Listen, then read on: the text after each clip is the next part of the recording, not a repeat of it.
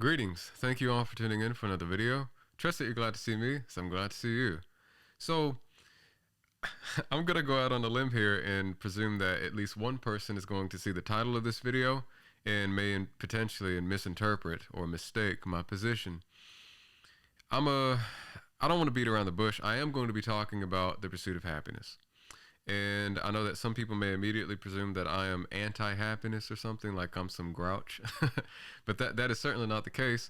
You see, my motivation for making this video really stems from one very simple thing, and that is an observation.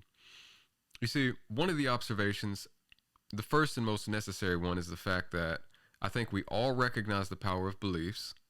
We all recognize that any belief that has become deeply ingrained in our culture sort of functions like an assumption. That is, there are some things that we are taught or we simply become so accustomed to, that is, whenever they're put into the form of a proposition, such that we end up inadvertently never subjecting those things to scrutiny. We don't really question them, you know? So I think that the pursuit of happiness, or the belief in the pursuit of happiness, is one of these ideas. And again, I'm not anti-happiness. I want to be happy. Everybody wants to be happy. I hope all people want all people to be happy. That's not the point. But there is a problem with the belief in the pursuit of happiness as the goal or purpose of life. And the problem really lies in the fact that happiness can be easily redefined or interpreted to mean a lot of different things. And one of those things happens to be pleasure. And so another common observation that I've made, and one that I think most people have made by now, is that we have a hedonistic culture. And hedonism, for those who may not be familiar, is the doctrine that pleasure is the principal good. And so since we say, I'm going to draw a very linear path here. Since we say that happiness is the purpose or goal of life, and we then in turn interpret happiness to mean pleasure, we inadvertently mean that pleasure is the purpose or meaning of life. And this has drastic consequences, regardless of whether we want to acknowledge it or not. You see, because again, beliefs are more than mere propositions. Whenever we say something, it has an effect or an impact or an influence on the lifestyles that we choose to live, the way that we go about conducting life. And so, pleasure is not a bad thing in itself. That's another thing. I don't want to be perceived as somebody who's anti-pleasure, like an ascetic or something. No. The problem is that because we have a toxic obsession with pleasure, because there is not a, it seems at least, we have a tendency to live in the excess. Like, we live in a society of excess is what I'm trying to say. We live in a society of abundance, and people have more than they need.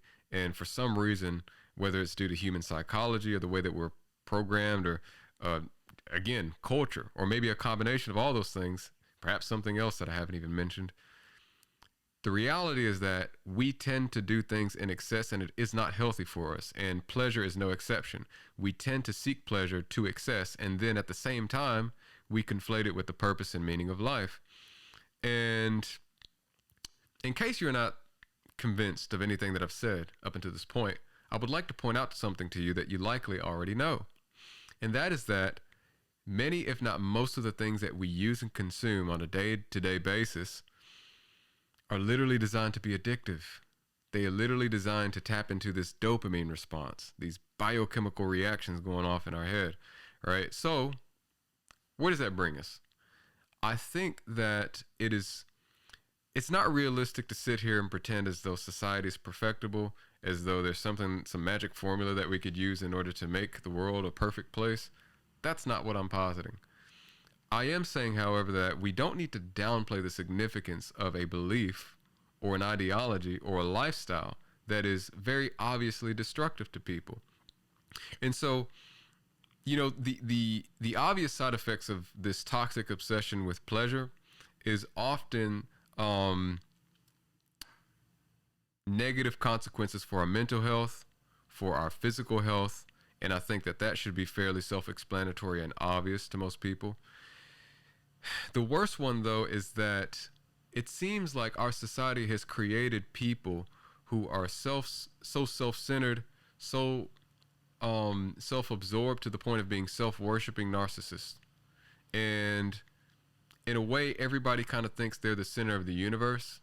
Everyone thinks that any and everything should conform and acquiesce to their tastes, their likes, their preferences. And this is all done in the name of happiness, in the pursuit of happiness. Because ultimately, happiness becomes pleasure. Pleasure becomes self-gratification. Self-gratification is really just the gratifying of one's ego, right? And this is not a good equation for a balanced, healthy life. And you see, I don't know why, for some reason, this topic seems to be so taboo. Like, I think everybody's well aware of everything that I'm saying in this video. Like, nothing that I've said has been novel or innovative. Yet, it's taboo. It's taboo to talk about. And so, like, I am just wanting to sort of point out the obvious and open up the door to conversation, having a conversation about this. Perhaps I'm wrong. Perhaps I'm the one who's misguided. And if so, I would hope that somebody watching this would be willing to sit me down and explain to me how I am potentially wrong on this topic. But that being said, I have spent a lot of time thinking about this, and I also realize that there are deep philosophical implications. The idea in the pursuit of happiness, or that is happiness as the purpose of life, or even pleasure as the purpose of life, it's not a new idea. It's an idea that can be traced back thousands of years. Actually, there are several. Actually, hold on. Yeah, there's a handful of ancient Greek philosophers who posited these ideas, and so it's nothing new, right? That doesn't mean that we're immune to being misled by a potentially false or even merely misguiding idea. Okay. All right. That's all I got. Thank you guys for tuning in once again. If you have any questions, critiques, etc., please leave those down in the comment section below. If you liked the video, like it. If you disliked it, dislike it. Until next time, I guess I'll talk to you again soon. Bye-bye.